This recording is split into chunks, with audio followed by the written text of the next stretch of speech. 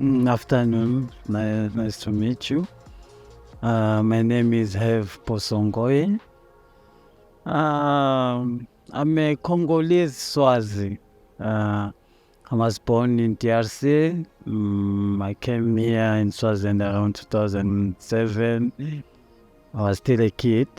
Now I'm sure you can see now I'm grown up. So I'm a refugee living in Swaziland. I've done most of my studies here in Eswatini, and I further went to the university also in Eswatini. So that's why I say I'm Swazi Congolese, kind of. My upbringing, I came from a good family. My father was well educated. He went to one of those priest school back then, so he completed his degrees at university in Belgium. So my mom wasn't educated that much, but she completed from 5. He passed well, but didn't get the chance to go to the university. Growing up, my bringing up, it was okay. I was born with 7 brothers, and I'm the last of them all. So we grew up okay until when I lost my mom, because she was now the one capable of providing and all the stuff. So when I lost my mom, that's when things somehow took a turn. Not really a turn, but then my uncle, who was here in Swaziland, took me to say, no, he would like to stay with me. So that's how I got to Swaziland. My academic background. When I came here in Swaziland, I think I've already completed primary. Yeah, I remember that I wrote my exam and I passed before I came here, Swaziland. So I was ready for high school. So coming to Swaziland, it was a bit difficult. You had to change your environment, change of almost everything. Language, in TRC we speak French and other languages. So here it was English. So I couldn't even say hi to anyone. I didn't even know anything. So my uncle just said, "You're going to school, no language." I remember I went to St. Mark's back then, around 2007, 8. The first year I failed. I couldn't understand anything, but I remember how I started.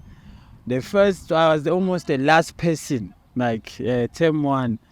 Term 2, I left 2 behind. When I got to term 3, I left almost 7 behind, but I still didn't pass. Then I had to start afresh. That was Form 1. Then in Form 1, I went to my dad got transferred to one of these schools in Makaya, around the Bushen. That's when I learned most of my Siswati. Going there, just started position 2. I went from lower then to position 2.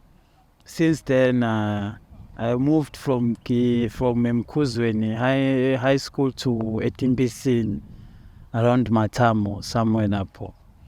So at Etimbisini, I also excelled. I passed very well. With my Form 5, I completed. Then I went to the university where I studied medical laboratory science at Swaziland Christian University. It wasn't easy, but we did it. So we were able to complete and obtain the degree. My education wasn't really easy. It wasn't really easy because I was supposed to graduate around 2017, 18. That's when my mate graduated, but life circumstances, hardship, I couldn't get the scholarship because you were not Swazi. There were other problems whereby I completed, but you couldn't get the papers and you couldn't graduate because I was still owing the school.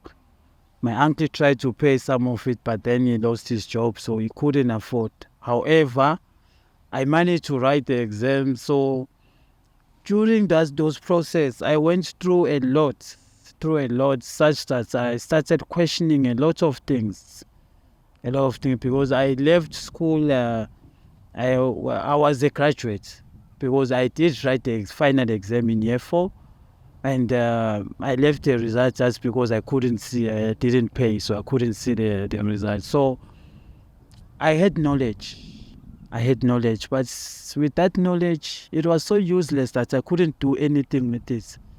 It was a shame to even work, say I'm a medical laboratory scientist. They will ask you, what can you show up?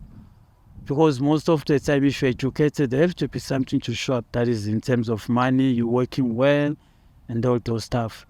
And work each and every day, it keeps getting worse to get work. So during those process, it led me into so many discoveries because I had questions. It is only when you have a question will you have an answer. Without a question, there will be no need for an answer.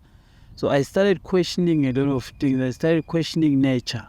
I started questioning the nature of human beings. I started studying the rich. I started studying the poor. I started studying behavior. I started studying the paradigm. I started studying the brain. Why is it that I do this instead of doing this?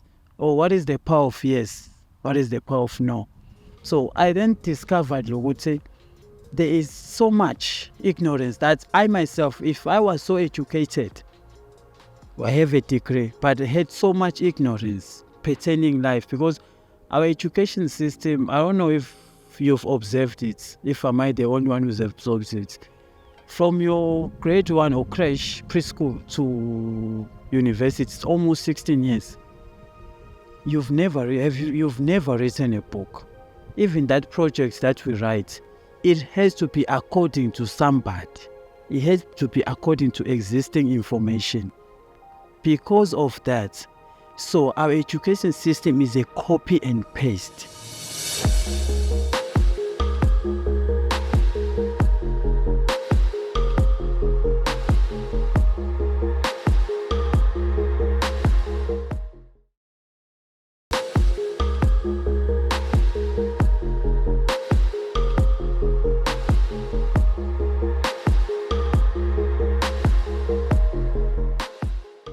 At first, I used to think it was a curse to be an African, not just for me. Look at our lives. We for whatever that we have to get, we suffer too much.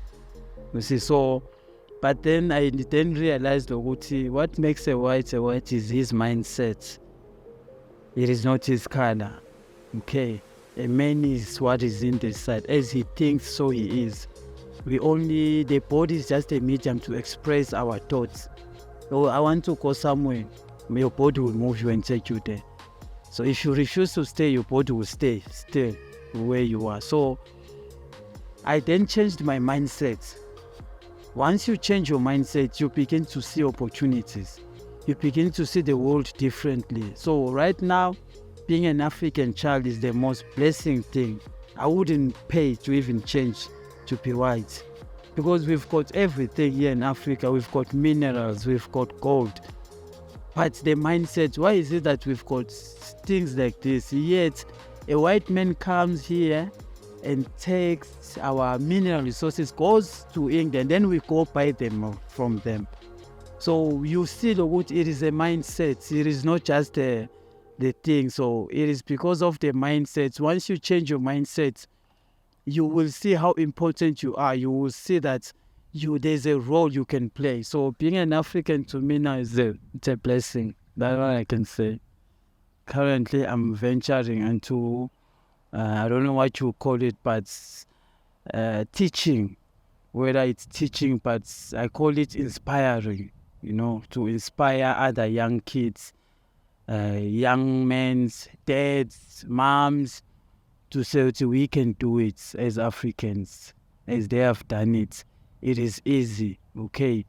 It doesn't mean we never had knowledge. We had knowledge. Just that our parents made a mistake. They never recorded it, so we had nothing to read. What the whites did, they recorded everything. So we read from them, we learn from them, because that is the only thing is written there. You see, so Well, that's what I do currently. That's how I live my life. I go schools, I go around where I teach kids because I know I'm building an army in Africa. It is to build an army because if they can think, they can do it. What they can think is what they can do. So I'm focusing mainly on their brain, on mind functioning, how your mind functions, how you can control your mind. You might think there are a million problems, but I said there's only one problem: ignorance. Ignorance, lack of observation. Okay. That is the only problem we all have. As I'm saying, people are not doing what they're supposed to do because they do not know. Because if they knew, would you really don't do something? If you know something, it is easier. You do it with love because you know. You won't be stressed. It is ignorance. I love to read the Bible. I've read so many books, and most of them, they are just a piece of a verse in the Bible. Someone just decided to expand. Okay. If you read in Hosea, it says, "My people perish for the lack of knowledge." Okay. How do you come about to gain knowledge? Observation, data. Okay. Once you observe, I'm seeing this camera, I'm seeing you guys, I'm seeing these things. I'm observing, I'm collecting data. So if I collect that data and bring it, it becomes information. Okay. Now it's in my head. Okay. If I analyze that information, if I'm able to use it, okay, and see in time what it works, it becomes knowledge. Knowledge comes from repetition.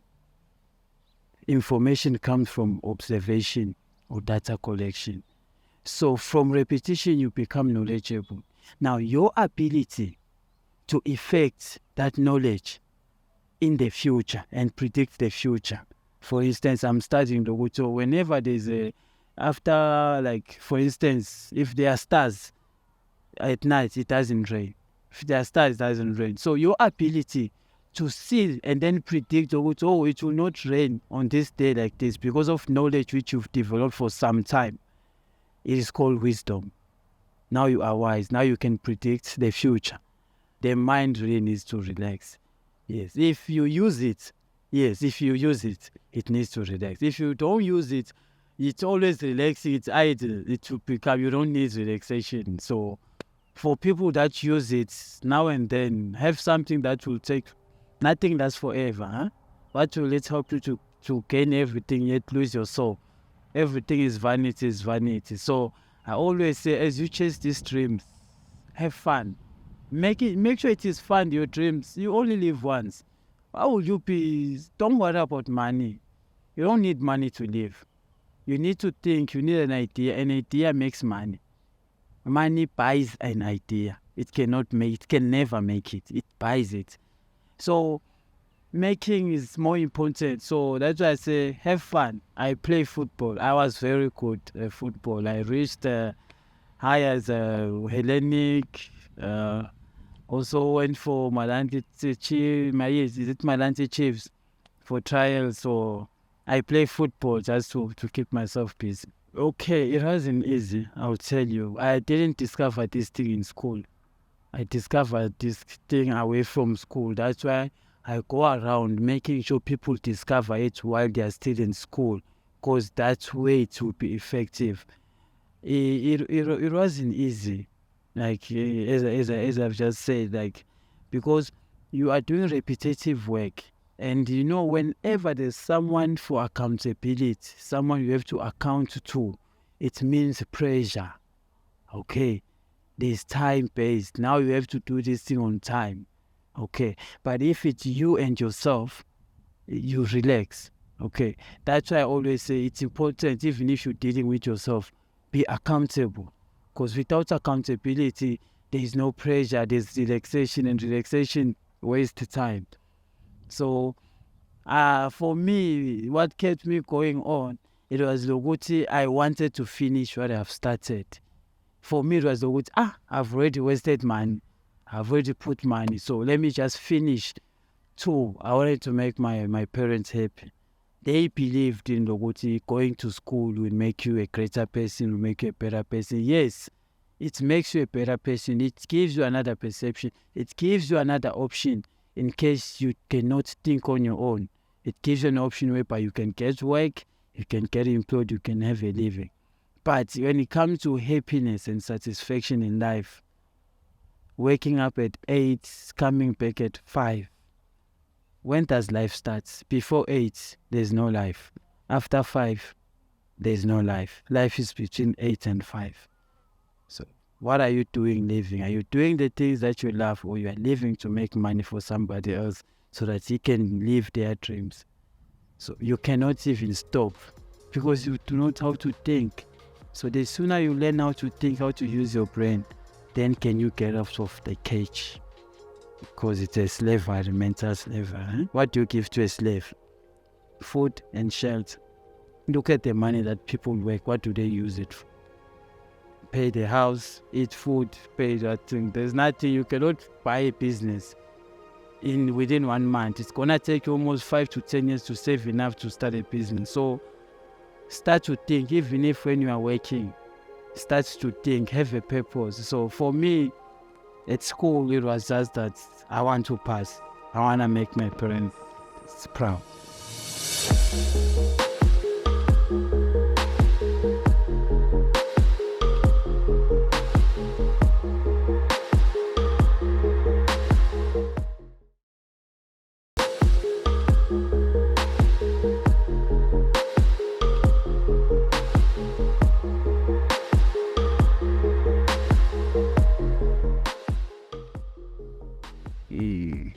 The work environment that makes me more productive is to be around people that do not know. Okay, to be around people that do not know. The Bible says, whoever thinks that he knows, let him know that I got him, bam. So environment for me, it's I prefer a learning environment. When you're around people that do not know, I know. Somewhere whereby you can get another perspective from somebody else. Everyone is smart in their goals. Everyone's idea is good. So I prefer an era whereby it's very communicative. Forget about your position. Forget about what you do. Be human. I prefer an era whereby we appreciate human. Whatever you do, you are a cleaner. If you don't clean for me, the place won't be conducive for me as the CEO to sit. It is the cleaning that you do that makes me the CEO. So I cannot be a CEO unless there is a manager. There have to be somebody else for me to exist. So being in an environment where people understand that I am human because there are other humans, it makes me okay. The job that I'm doing currently, I work for myself. That gives me the satisfaction. I'm a boss. Yes, I'm a self-boss, and as I'm saying, it's not easy. But I know everything grows with time. You yourself, you were once a baby. Whatever your father were giving you, food and water and all those stuff, so you grew up this big. So will my business. As I have just started it, as I water the garden, small, with time, I know it will grow. So at the moment, I prefer to be self-employed so I can have my 24 hours to myself.